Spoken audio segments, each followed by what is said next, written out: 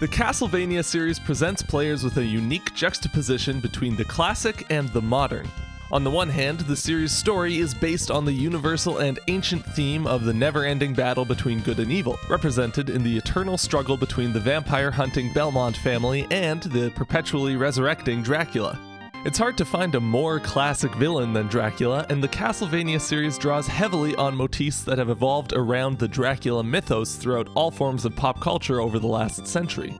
On the other hand, the games expressed these classic settings and themes with the most cutting-edge medium of the time. Among sci-fi contemporaries like Mega Man and Metroid, the first Castlevania set itself apart by bringing modern action gameplay to a gothic horror setting. The music throughout the series presents a similar juxtaposition.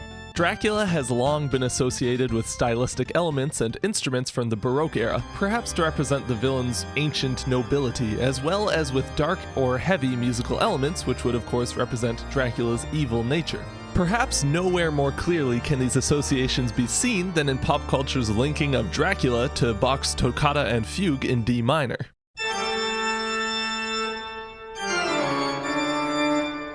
Of course, the Castlevania series plays with these established musical associations, drawing influence specifically from Bach's Toccata and Fugue in D minor on a number of occasions, most obviously in Symphony of the Night's inverted castle theme, Final Toccata.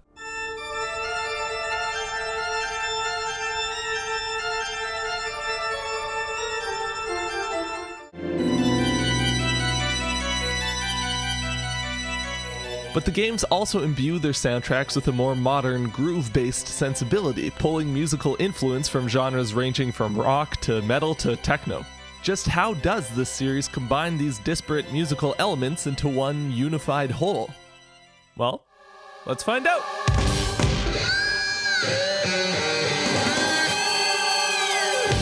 First, let's discuss some of the modern musical elements found throughout Castlevania's soundtracks. From the earliest entries in the franchise, Castlevania music prioritized groovy bass lines and heavily syncopated melodies to create a ton of forward momentum. The earliest few games for the NES made use of harmonic conventions typical for action games at that time, such as the almost ubiquitous flat 6, flat 7, 1 cadence. Take a look at the original Castlevania's Vampire Killer theme.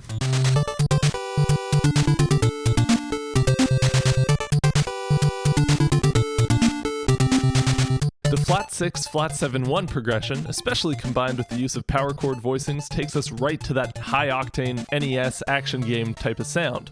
We see a similar effect used in the game's sequel, Simon's Quest, where this 1, flat 7, flat 6, flat 7 progression over the syncopated bass line and driving drum groove put us right in the mood to go hunt some monsters.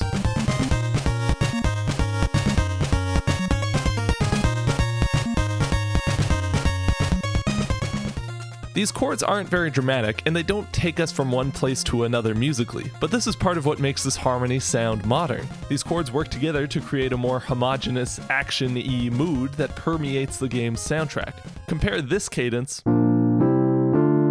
to something you typically find in a piece of classical music, the 5-7-1. I like to think of classical harmony as being more direct, with a clear delineation between the tense chords and the resolved chords, whereas modern harmony tends to be a little more ambiguous in this regard. Another modern harmonic technique common to minor key music is to use the tonic chord with a chromatically rising fifth. You'll probably recognize this as the James Bond chord progression.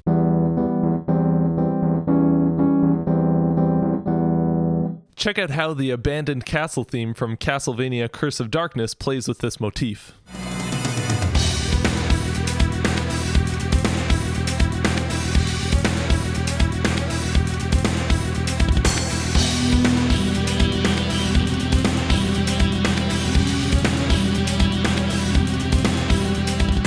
Again, this kind of harmony is designed to create one unified mood, in this case a pretty dark one, that sets the tone for the experience at hand, with most of the musical momentum being generated by the driving bass and drums, as well as the syncopated rhythm in the strings. Another example of this same technique shows up a lot in Symphony of the Night's Marble Gallery theme. Listen to how the same rising fifth technique is used over the tonic chord and then immediately used again over the four chord.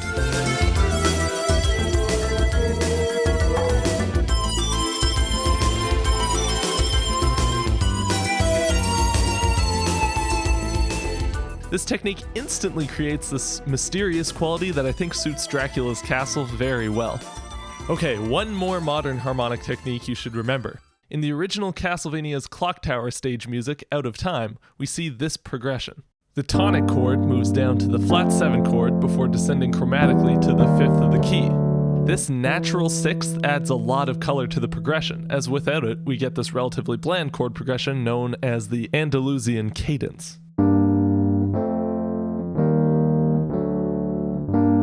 The road, Jack, and don't you come back no more, no more, no more, no more. The move from the natural 6th to the flat 6th is where the interest lies in the progression for me, especially when this natural 6th bass note underscores the tonic minor chord to create a half-diminished sonority. This progression isn't uncommon in rock music, being seen first in George Harrison's While My Guitar Gently Weeps,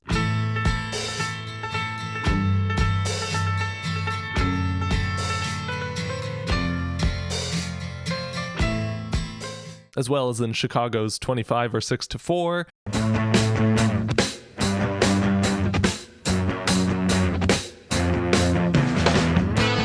and more recently in Green Day's Brain Stew.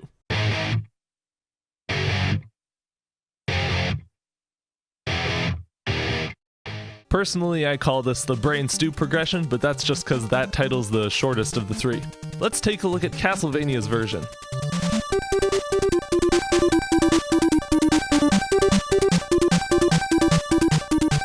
We also see a slight variation of this progression in Castlevania 3's Mad Forest theme. There's no flat 7 chord in this version, but it maintains the crucial move from natural 6 down to the flat 6.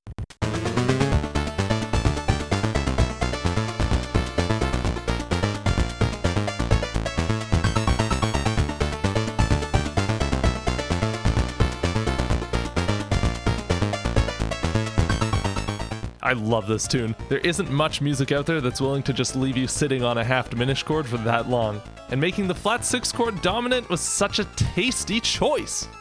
Alright, so we've seen Castlevania make use of some modern harmonic elements. Now, let's take a look at some of the classical elements the series uses to evoke Dracula's dark nobility. It's important to note that the techniques I'm about to mention aren't common to all classical music, but regardless, they're easy ways to evoke a certain period of music, and Castlevania music makes effective use of them.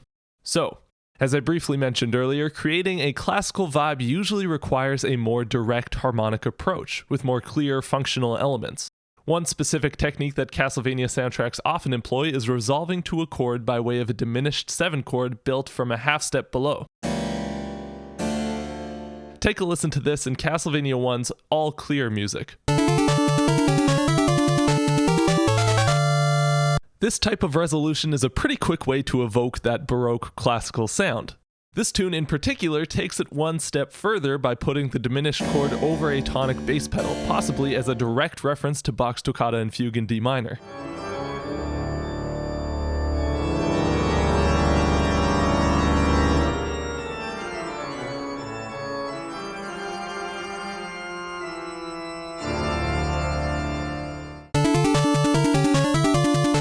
In the track Beginning from Castlevania 3, we see the same diminished chord used to approach chords other than the tonic.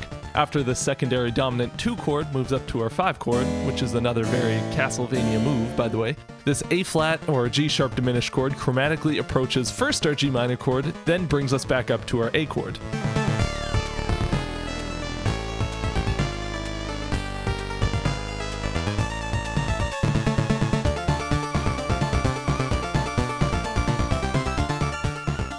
Another example of diminished 7 chords being used to chain different chords together is in the last boss theme from Simon's Quest.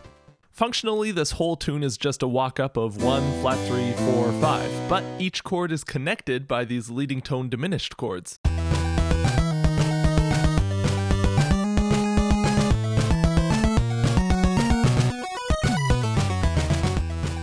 Connecting the A minor to the B chord is, of course, not a diminished chord, but a secondary dominant in first inversion, which brings us nicely to our next technique. In modern harmony, we use a lot of different ways to get from one chord to another, and classical harmony seems a little stricter about harmonic options by comparison. There are a lot of pieces that seem to be made up entirely of either dominant to tonic moves or secondary dominant to temporary tonic moves, and the more classically inspired Castlevania pieces often restrict themselves in this way. But as we all know, restrictions breed creativity, and composers frequently used chord inversions to create new colors and sounds to work with that you don't typically hear in modern music outside of a Beach Boys record.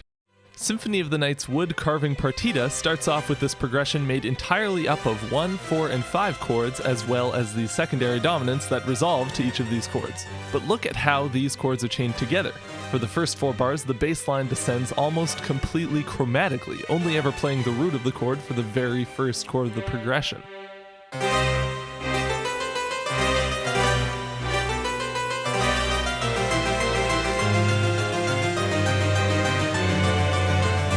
After this, the bass stops moving completely and lays down a pedal tone on the 5th of the key.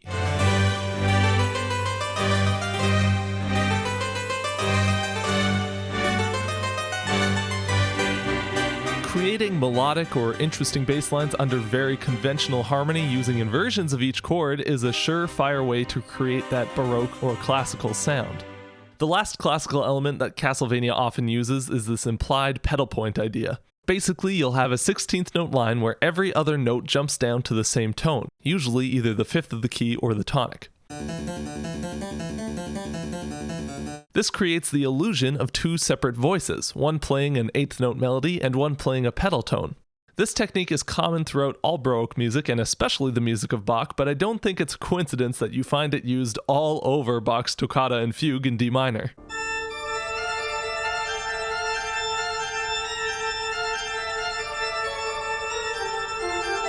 Listen to Simon Quest's take on this technique in the track Bloody Tears.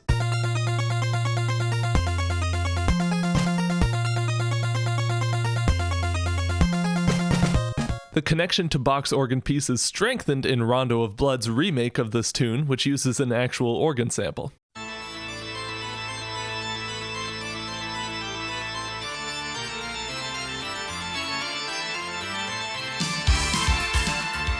Okay, so we've gone through some of the ways that Castlevania makes use of modern musical elements and some of the ways it makes use of classical musical elements. Where I think these soundtracks really shine, though, is where they combine these disparate elements into one cohesive musical idea. Basically, these combinations take 2 forms. Either a classical arrangement is juxtaposed against a modern harmonic approach, or a more classical harmonic approach is juxtaposed with a modern genre's stylistic conventions. Jumping back to Symphony of the Night's wood carving partita, we see this Baroque pedal point figure in the harpsichord, while the strings underscore it with our brain stew chord progression.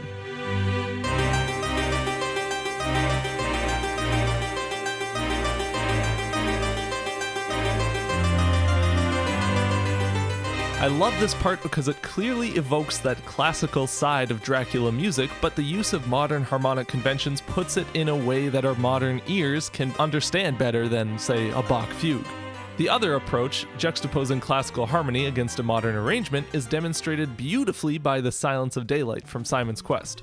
The 16th note syncopation of the melody is underscored with an active, funky bass line and one of the most rock-solid drum grooves that the NES's noise channel has to offer. But the harmony of this arrangement is distinctly classical. Once again, we have a mostly chromatic bass line that rises through the chord progression, with each main chord being approached by either its dominant chord in first inversion or a diminished chord from a half step below.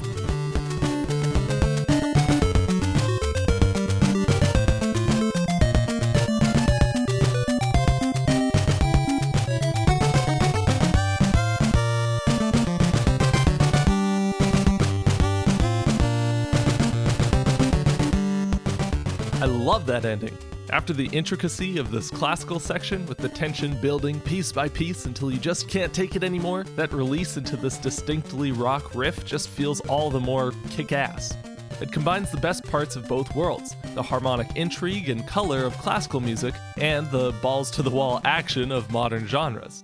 This blend of styles is such a powerful tool, and it enables composers to use the techniques discovered and refined by our forefathers in a way that appeals specifically to our modern sensibilities, much in the same way that the vampire has been adapted to our changing mediums throughout the last 100 years to be able to convey the same messages that were important to us then, using methods that we can best appreciate now. Big thank you to patrons Josh Jersild and Diego Wolfwood for suggesting this topic, and thanks to all of you for sticking it through to the end. If you'd like, you can follow me on Twitter at 8bitmusictheory, and if you're interested in joining these two fine gentlemen and supporting this channel, you can check out my Patreon page here. Thanks again for watching, and I'll see you all next time.